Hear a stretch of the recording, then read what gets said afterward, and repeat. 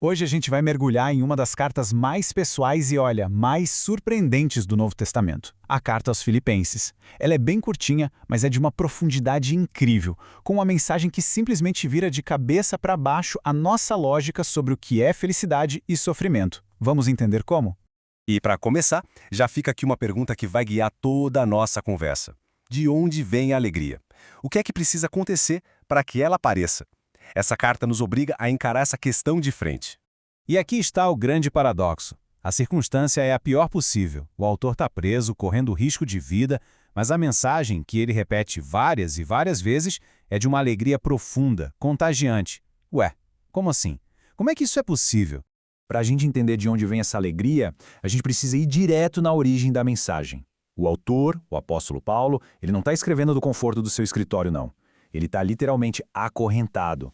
E não é especulação, o próprio texto confirma isso sem deixar nenhuma dúvida. Ele fala da minha prisão, mas o mais chocante é como ele conecta isso com graça e comunhão com os amigos. A gente já começa a ver aqui uma mentalidade totalmente diferente.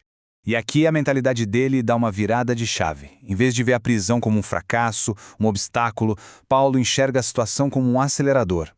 Ele diz que o que aconteceu com ele, na verdade, ajudou a espalhar ainda mais a sua mensagem. Uma perspectiva, vamos combinar, bem radical. Isso leva a gente para o coração da resiliência dele. Afinal, de onde vem essa capacidade de enxergar a oportunidade na tragédia? A resposta está no jeito como ele enxergava a própria existência. E tá aqui. Essa é talvez a frase mais poderosa da carta inteira.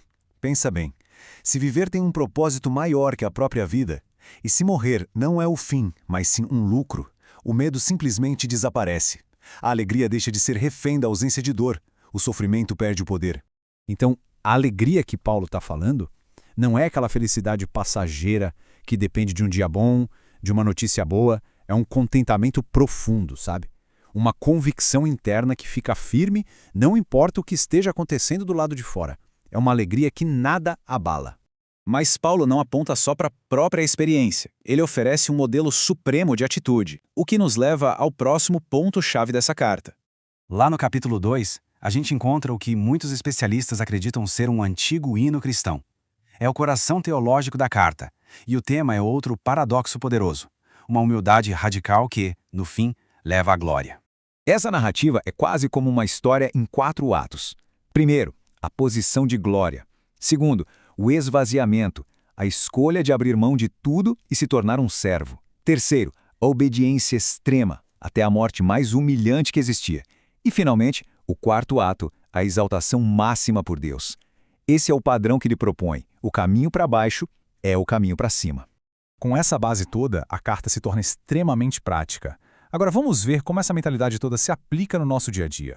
Quase no finalzinho da carta, Paulo compartilha o que ele chama de o segredo para viver contente.